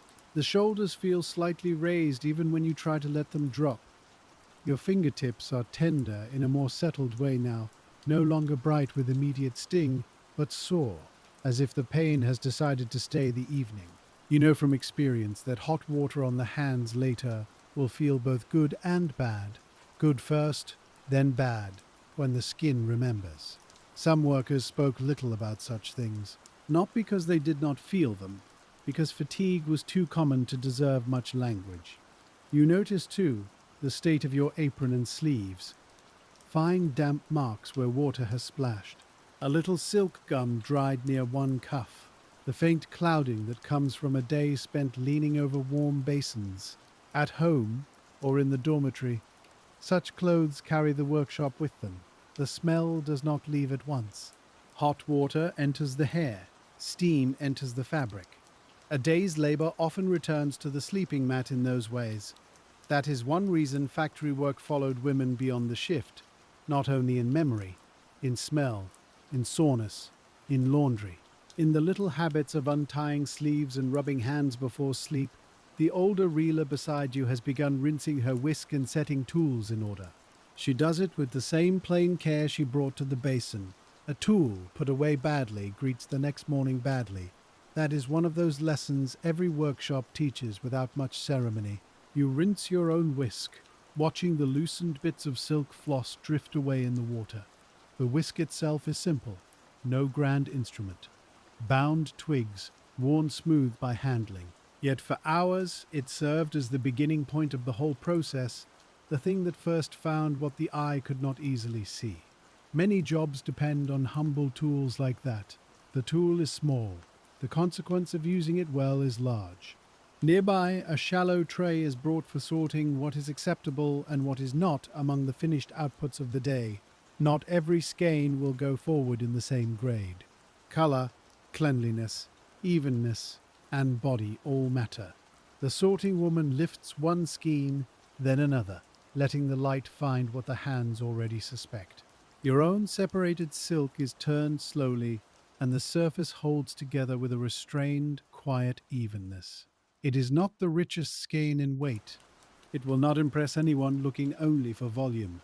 But when the fingers travel over it, there are fewer catches, fewer thickened places, fewer little roughnesses waiting to embarrass the next stage. The neighboring skein from the same lot is fuller. That fact cannot be hidden, and no one tries to hide it. Yet fullness is only one part of the day's account. A skein can be generous in quantity and still ask forgiveness in quality. The sorting woman says little. She only sets yours into the better place on the tray, and the other into a lower place for closer review. That small movement is the nearest thing the day has offered to a public answer. You watch it happen without changing your expression. A worker learns early that too much satisfaction is dangerous in a room where everyone is tired. Still, inside yourself, something settles. Not triumph. Nothing so bright. Only the loosening that comes when careful work has been recognized in the same plain language by which it was done. The foreman comes near once more, and this time he speaks not to you first, but to the clerk. He says the lot from that district is to be opened and checked at receiving from now on, not left packed until the Rao discovers it. The clerk writes that down. It is exactly the kind of reform the older woman predicted. Small, practical, without speeches. And because it is so small, it may actually last. Large promises drift away in workshops. A habit at the receiving table can survive. You hear those words while your hands are still busy with rinsing and tying, and you understand what they mean. The day's trouble will not become a story anyone retells grandly. It will become a procedure. The next mixed basket, if someone notices honestly, may be separated before a basin loses hours to it. That is how labor leaves a mark on a system. Not always in praise. Often in a new instruction added quietly to the end of an ordinary task. The woman on your right keeps working beside you, and after a time she says, almost as if speaking to the skeins rather than to you, that the lot looked decent at first. You say that the outside often does. She gives a short breath of agreement. There is no bitterness in her tone now, only fatigue, and the mild respect one worker offers another when the material has made its judgment for both of them. This matters more than management's note in some ways. The room itself has adjusted. You are no longer the slow station of the morning. You are the one who can be trusted with difficult stock. That kind of trust is not a medal. It does not lighten the next day's labor. Often it does the opposite. A worker who handles trouble well is given trouble again. Still, within the order of the filature, it is a real shift. The basins are being cleared one by one now. The later tasks spread outward through the room in small waves. A pan is drained, a whisk is rinsed, a guide is wiped. A reel is set for the next use. Waste trays are carried off, and the floorboys move more slowly than they did in the morning, careful not to spill damp husks where the boards are already slick enough. As you finish your own station, the body begins to notice hunger again. And not only hunger, thirst. The kind that rises from steam and standing, from having breathed warm, damp air all day. You take a little water when it is allowed. It tastes plain, almost flat, but the mouth receives it gratefully. Food in factory life often came in simple shapes because simple shapes traveled well through routine. Rice packed tightly. Pickle wrapped in cloth. Tea, if there was tea. A little preserved plum. Now and then, in better circumstances, a piece of dried fish or a small bit of bean curd. Young women from farming households brought habits of frugality with them into the dormitory world. Nothing was wasted if it could still be eaten. Nothing was displayed if modesty required otherwise. The meal bell divided the day, but appetite often did its own accounting in between. You can smell, faintly, from somewhere nearer the kitchen side, the memory of cooked rice hanging in the evening air of the compound. That smell reaches you through the damp workshop scent and reminds the body there is a life outside the basin, even if only a narrow one. The sorting tray is carried off. The separated skeins go with it, tagged according to their lot and handling. Paper, brush marks, basket labels, counts of breakage. All of it follows the silk now. This is one of the quiet signatures of the Meiji factory world. Work that had once lived mostly in local custom and household skill was increasingly tied to labels, ledgers, and accountability. A basket from one district could no longer disappear entirely into the anonymous flow of production. Its quality could be attached to a mark. Its trouble could be traced backward, at least a little. Its rescue could be seen too, if someone chose to see it. You think of the many hands that will touch your skein after this, the winding side, the grading side, the packers, the men who prepare bales for shipment, the merchants and inspectors farther away, perhaps even hands outside Japan altogether, opening, sampling, judging the raw silk by standards you will never hear spoken aloud in your own room. Your own day sits inside that chain, and yet your world remains very small. A basin, a tray, a neighboring station, a clerk's brush, a foreman's touch on a line of thread.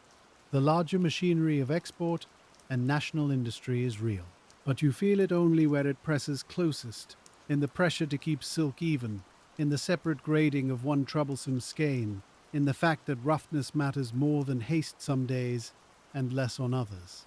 By now the windows hold the light differently. The brightness of the afternoon has faded into a softer grey. Steam no longer turns white in it so much as silver. A little coolness begins to creep in where the room opens toward the yard, but it cannot yet overcome the stored heat in wood and copper. When you loosen the ties at your sleeves and rub the wrists gently, the skin beneath them looks marked by the day, faintly red where damp cloth has pressed and shifted. Many young women in mills wore simple garments suited to repeated washing because repeated washing was unavoidable. Steam settled in everything. Silk gum left traces, dust from dried cocoons could cling where you least expected. Laundry was not an occasional chore in such places, it was part of survival. In dormitories attached to filatures, one saw lines of sleeves and aprons hung out whenever weather and rules allowed. At night, garments near the hearth might steam one last time as they dried. A room full of workers carried not only the smell of labor, but the sight of labor in cloth. Cuffs worn thin, aprons patched, ties resewn, hems darkened by floor and water. You set your own apron aside for rinsing later, and even that small act has its own relief. A garment heavy with work makes the body feel bound to the shift.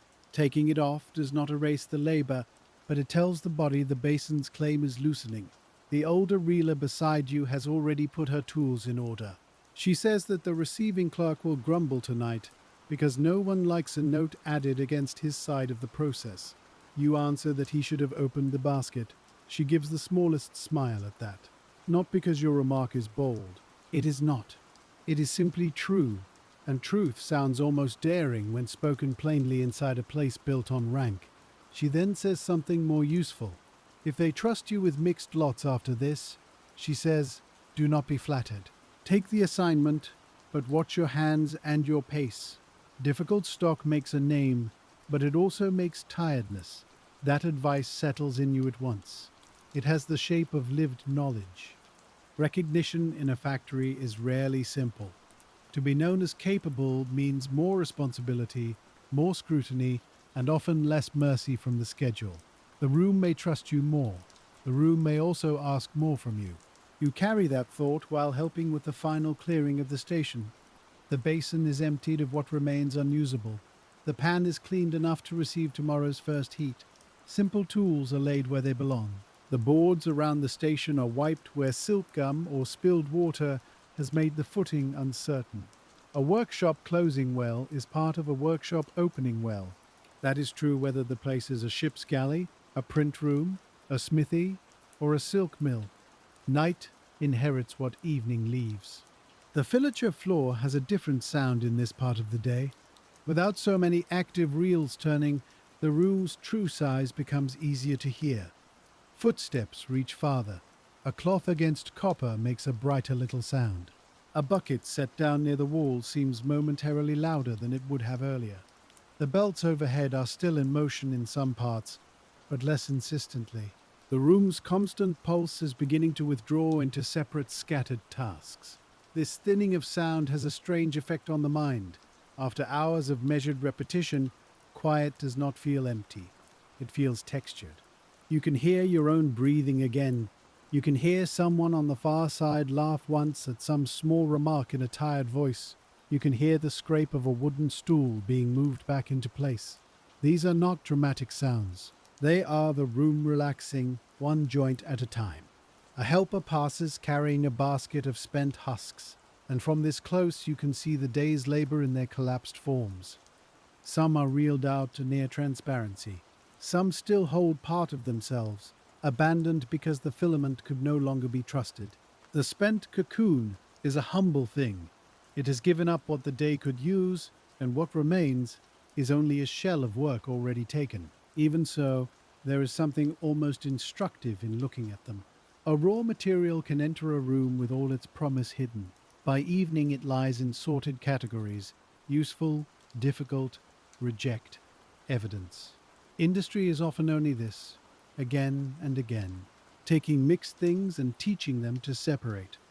The foreman is in conversation now with the clerk and one of the men from receiving. They are not close enough for you to hear every word, but certain phrases carry. Mixed center. District tag. Opened at door. Separate note. None of it sounds ceremonial. It sounds weary, which is often how the most permanent decisions are made. A tired supervisor who wants less trouble tomorrow is more likely to create a useful rule than a proud one making speeches. You do not linger to listen too obviously. That would be unwise. But the fact of the conversation is enough. The line between the basin and the office has been crossed for today. Not dramatically, just enough. A girl newer to the room than you asks under her breath whether the basket was truly that bad. You answer that the outside looked ordinary, and the middle was not. She glances at the waste still being carried away, and nods. A young worker learns from what she sees at other stations long before anyone sits her down to teach. She learns what a careful tray of rejects looks like. She learns what a foreman touches when judging a reel. She learns how little needs to be said for everyone to understand something has changed. In that way, the room educates itself day after day. Instruction is formal at times, of course. There are rules, corrections, demonstrations, but much of the deepest learning passes sideways, from older woman to younger, from one basin to the next, from a single difficult lot to a whole season's caution. You are part of that now, not because you intended to be, only because the day's trouble placed you where others could read what your hands were doing. At last, the final tasks of the floor draw near completion. The heating side has begun reducing what it no longer needs. Steam thins. The air, though still damp, starts to lose that heavy midday closeness. In its place comes the used warmth of a room that has worked hard and is now cooling from the edges inward. The change is subtle, but the skin notices. So does the nose. The smell of fresh hot water declines. The smell of wet wood and silk gum lingers. When the room is in full motion, the nose reads mostly heat. When the heat recedes, it reads what the heat has left behind. You carry your tools to where they are kept, and in that brief walk across the room, you become aware of your own gait, a little stiff, careful in the ankles. The clogs sound different now that the floor around them is less crowded. One worker has already gone ahead toward the washing area. Another pauses to retie her hair more securely before stepping outside. A few exchange quiet words about supper, about a letter expected from home, about a cough that someone in the dormitory still has not shaken. This is the widening of factory life after the main labor ends. The individual person returns slowly from inside the assigned task, not all at once. In layers, first the hands stop their exact work, then the back notices itself. Then the appetite arrives. Then, only later, the thoughts that were folded small all day begin to open. For women in Meiji Filatures, the dormitory often shaped those later hours as much as the basin shaped the day. Some mills housed workers closely, under strict rules, with lights regulated and movements watched. Some offered slightly better conditions. Many were crowded. Beds or sleeping spaces lay near one another. Belongings were few and carefully kept. There might be talk before sleep, but also tiredness too deep for much talk. A girl from a mountain village might lie listening to accents from other districts, learning who had come from where, which family sent daughters for wages, which hoped to save for dowries, for debt, for seed, for a younger brother's future. For simple household survival, silk carried itself outward to foreign markets, but it also carried money inward, unevenly, into rural homes that needed cash in a changing country. You know some of this not as economics, but as memory. You know what was said when you left home. You know how much hope can be placed on a daughter's hands. Not sentimental hope, practical hope. Rice to buy, tax to meet, a roof to mend, perhaps a little cloth. Perhaps medicine.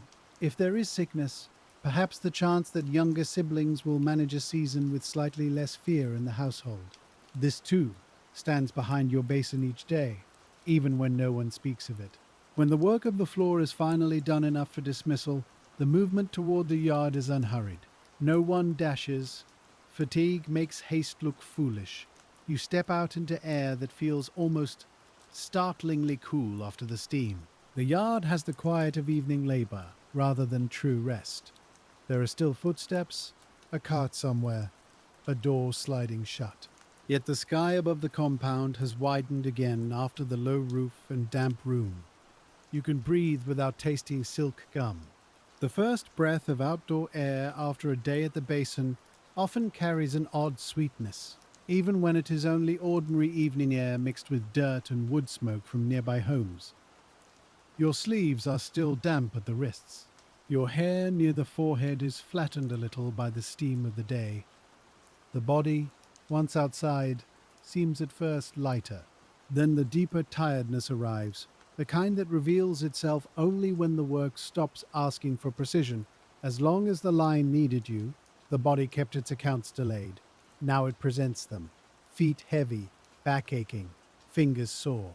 A slight tremor of fatigue when you lift something simple. This is not dramatic suffering. It is the quiet arithmetic of labor completed. You walk toward the washing place with the others. Conversation is sparse at first, because breath is being used for walking, and for the relief of no longer guarding a thread. Then, little by little, voices return. Someone remarks that the weather may change by tomorrow because the air smells different.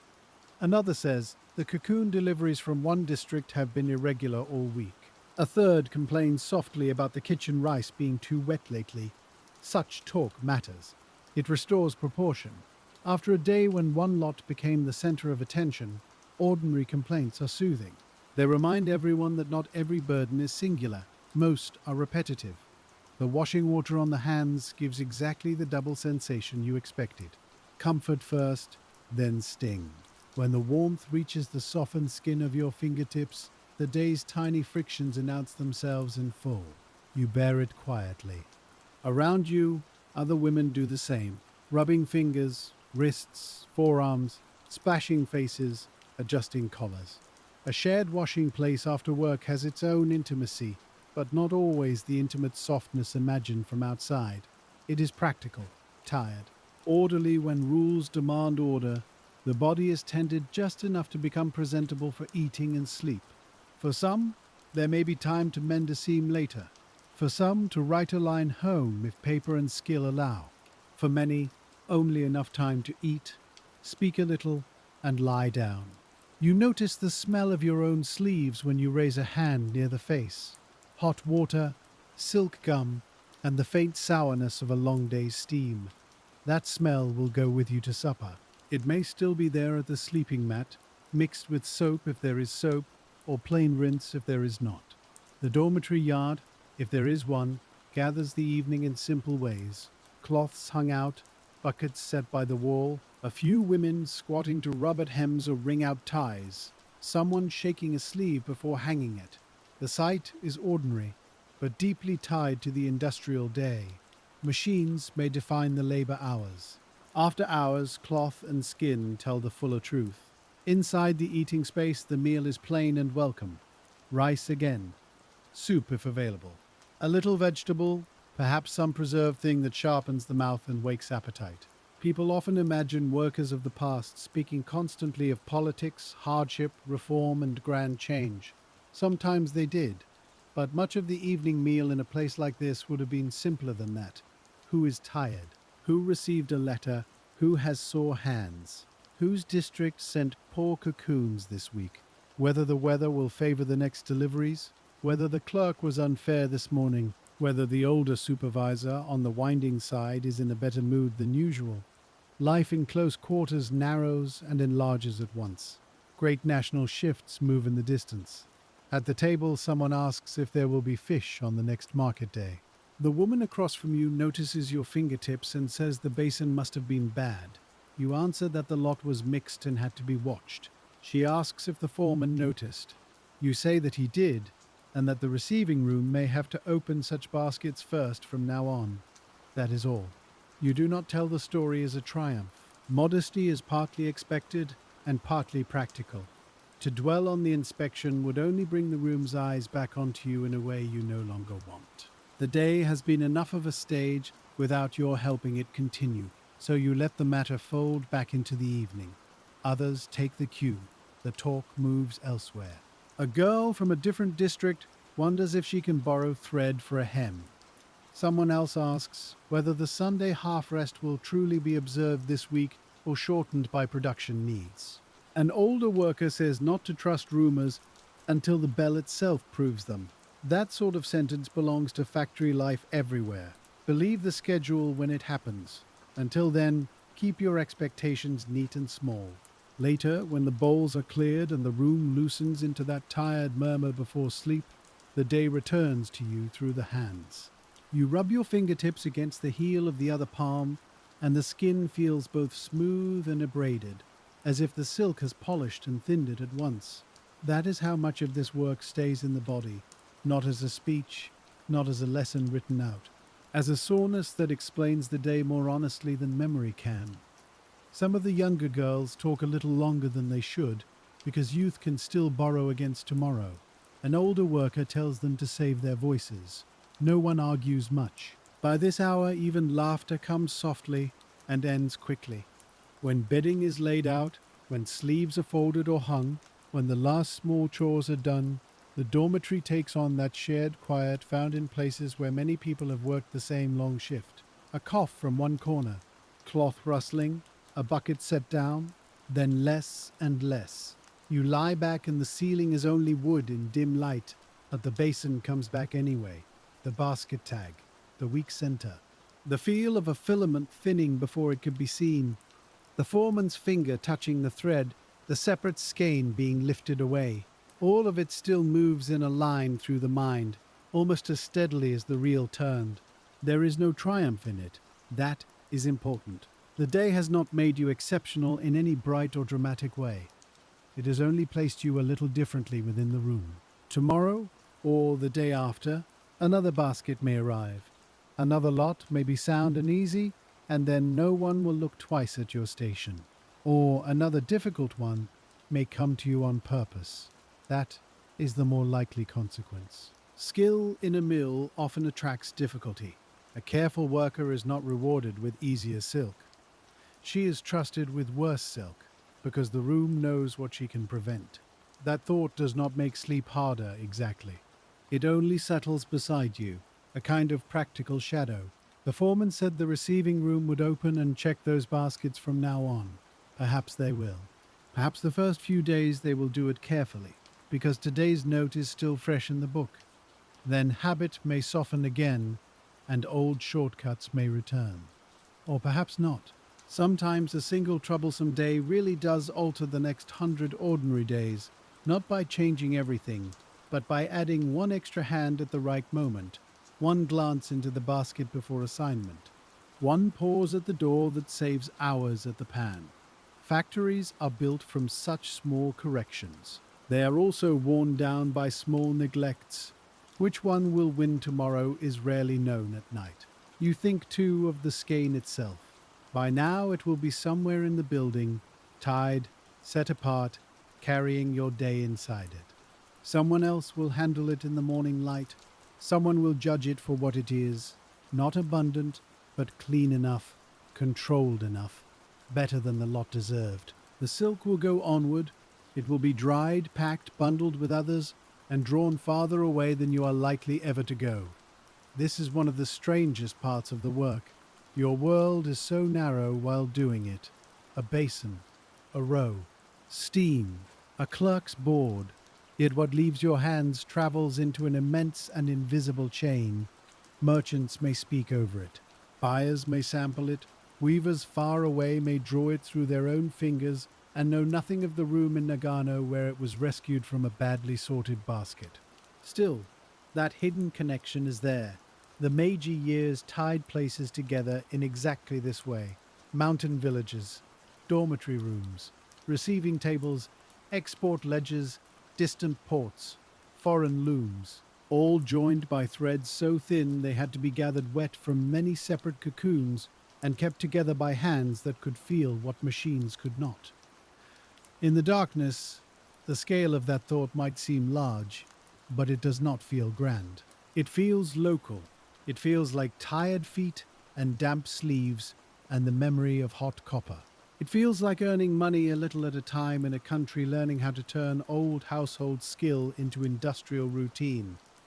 A historian might say that silk financed modern change. A government official might say that export quality built national strength. A merchant might say that evenness preserved reputation. All of that may be true, but lying here, what you know is simpler. A weak filament must be replaced before the line goes rough. A mixed basket should have been sorted at the door. A careful hand can save what a careless system passes along. That is the truth in the body. The room grows quieter still. Someone turns once in sleep. Another whispers a last word, then stops. You smell soap faintly on one sleeve nearby, steam still lingering in your own hair. The day's labor is thinning now into the plain fact of night. This too is part of the life of a silk reeler.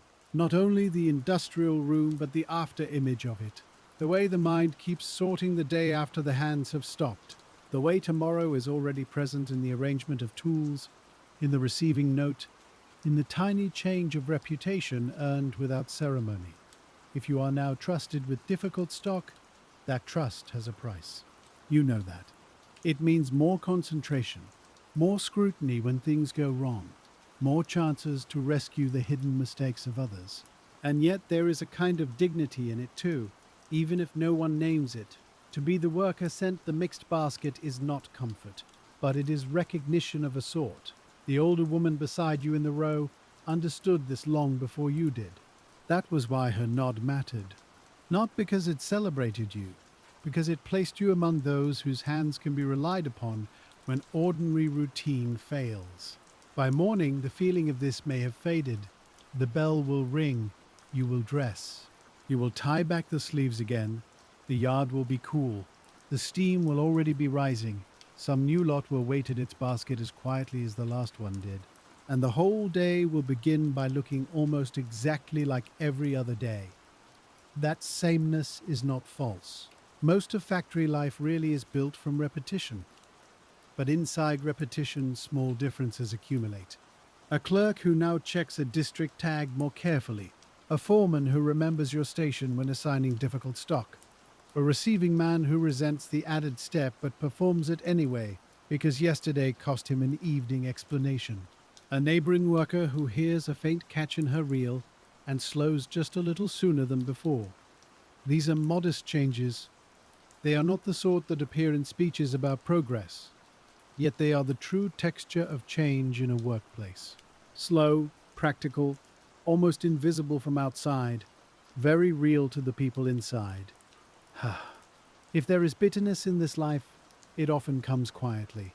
Low wages, long-standing hours, rules that reach into sleep and meals and movement, homes left behind, illness that can spread through close rooms, markets far away deciding the value of work done by women who will never see them. All of that is part of the truth too. But tonight the sharper truth is steadier than bitterness. The work asked something difficult of you. You answered it. The answer remained in the silk. That is enough for one day. Outside, the compound has gone mostly still. A last door closes. Somewhere beyond the mill, perhaps on the road or near the houses, a dog barks once and is silent. The hills beyond Nagano are dark now, holding their own cold apart from the heat of the factory rooms. In the morning, that cold will still be there. So will the building. So will the copper pans. So will the baskets, tied and tagged, each one carrying its own private argument between material and method. The filature at rest is a different place from the filature at work. By day it is all motion, steam, counting, correction. At night it becomes a shell holding the shape of labor after the labor has gone. The reels stand still, the guides are clean. The basins wait empty. The belts overhead no longer define the rooms so completely. Without the workers, the machines lose their urgency and become objects again. Wood, metal, leather, water stains, copper, paper tags left for mourning. This is worth lingering over because it reveals something easy to forget. The factory is not alive on its own. Its rhythm depends on people entering it before dawn, standing in heat, watching, correcting, enduring. Without them, it is only readiness, potential, a promise of repetition not yet fulfilled. And perhaps that is the final feeling of the day. Not completion exactly. The silk from your basket is finished. Yes, the note has been made. The receiving room has been warned. The row has learned what this lot contained. But the work itself is not complete in any larger sense. It goes on. Silk tomorrow. Another shipment after that. Another season's daughters arriving from villages where money is tight and the road to the mill feels both near and far. Another set of fingers learning that thread is found by touch before it is understood by rule. Another morning when the room appears ordinary until one basket proves otherwise. In that way, the life of a Meiji silk reeler is made of continuities more than endings. You do not conquer the work. You return to it. You do not solve the factory. You learn its habits and the places where those habits fail. You do not stand at the center of a grand national story while the steam rises around you. You stand at a basin and you keep the line even. That small task, repeated enough times by enough hands, becomes the larger story after all. Sleep comes closer now, and the details begin to soften. The clerk's brush, the wet shine of the thread, the smell of ash from the heating room, the older woman's voice saying not to be flattered by difficult stock, the feel of one good cocoon hidden in a poor handful, the separate skein laid in the better place on the tray. Each thing remains but less sharply. That is right. The day should not stay bright forever. It should fade the way the room faded, gradually, without drama, tool by tool, sound by sound, light leaving the windows, steam thinning in the rafters, hands finally still.